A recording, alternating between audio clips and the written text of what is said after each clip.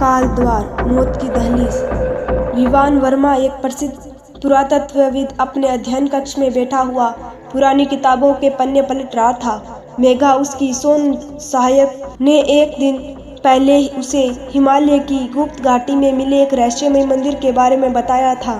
यह मंदिर प्राचीन देवताओं का आखिरी द्वार हो सकता है, मेघा ने उत्सुकता से कहा था। लेकिन जो चीज उसे विचलित कर रही थी वह था एक पत्र जो उसे अचानक मिला था। पत्र के किनारे जले हुए थे और उस पर अजीब लिपि में लिखा था, काल द्वार तुम्हारी प्रतीक्षा कर रहा है। विवान और मेघा ने अगले ही दिन हिमालय की ओर प्रस्थान किया। बर्फीली हवाएं चल रही थी और रास्ता दुर्गम होता जा रहा था। स्थानीय गाइड ने उन्हें चेतावनी दी थी, उस मंदिर की ओर मत जाओ। वहां कई लोग गए लेकिन वापस नहीं लौटे। लेकिन रहस्य की पुकार ने विवान को रोकने नहीं दिया। आखिरकार वे उन घने जंगल में पहुंचे जहां वह मंदिर छिपा हुआ था। मंदिर का स्वरूप भयावह था। पत्थरों पर अजीब आकृतियां उकेरी हुई थी। बेलों से लिपटे हुए खंडित स्तंभ और टूटी मूर्तियां वहां की प्राचीनता बयां करती थी। मंदिर का मुख्य द्वार काले पत्थर का था और उस पर उकेरे गए प्रतीक किसी प्राचीन जादू का संकेत देते थे।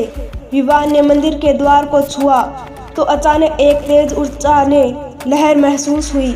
मेघा ने उसे पीछे खींचते हुए कहा, यह द्वार साधारण नहीं है। जैसे ही दोनों ने मंदिर के अंदर कदम रखा, उनके सामने एक विशाल द्वार प्रकट हुआ, काल द्वार। द्वार से नीली और सफेद चमक निकल रही थी। अचानक हवा में फुसफुसाहटें गूंजने लगी। विवान ने महसूस किया कि यह द्वार समय और मृत्यु का संगम था। यहाँ से पीछे हट जाना चाहिए, मेघा ने घबराते हुए कहा। लेकिन विवान ने ध्यान नहीं दिया। उसने द्वार के प्रतीक को छुआ और अचानक पूरा वातावरण बदल गया। वे दोनों एक दूसरी दुनिया में थे। वहाँ सब कुछ धुंधला था। हवा में राख तैर रही थी। जमीन पर गहरी दरारें थीं जिनसे लाल लावा जैसा प्रकाश झलक रहा था। पेड़ नहीं थे, केवल काले साए थे। एक अजीब परछाई उनके पास से गुजरी। मेघा ने विवान का हाथ थाम लिया। यह जगह हमें मार डालेगी, उसने कांपते हुए कहा।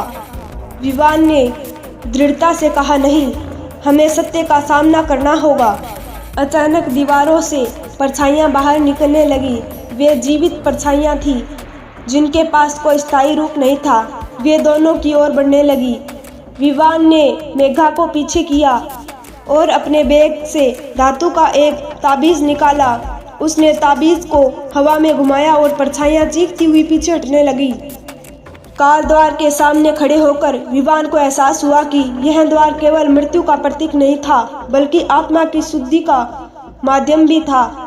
हमने अतीत के पापों का सामना नहीं किया था, इसलिए यह द्वार खुला है। एक आवाज हवा में गूंज उठी। विवान ने घुटनों पर गिरकर माफी मांगी।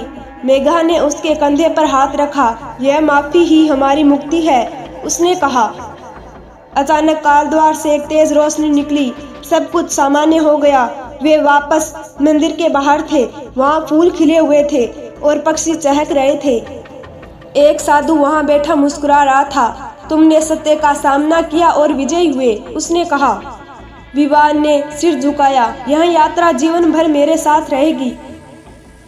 विवान अपने अध्ययन कक्ष में लौट आया।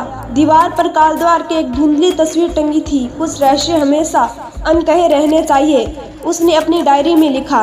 यदि आपको इस कहानी में कुछ भी पसंद आया तो हमारे वीडियो को लाइक, शेयर और हमारे चैनल को सब्सक्राइब जरूर करें। धन्यवाद। और इसी प्रकार की अन्य कहानियाँ पाने के लिए या कोई भी स्टोरी पाने के लिए आप हमारे चैनल को सब्सक्राइब जरूर करें।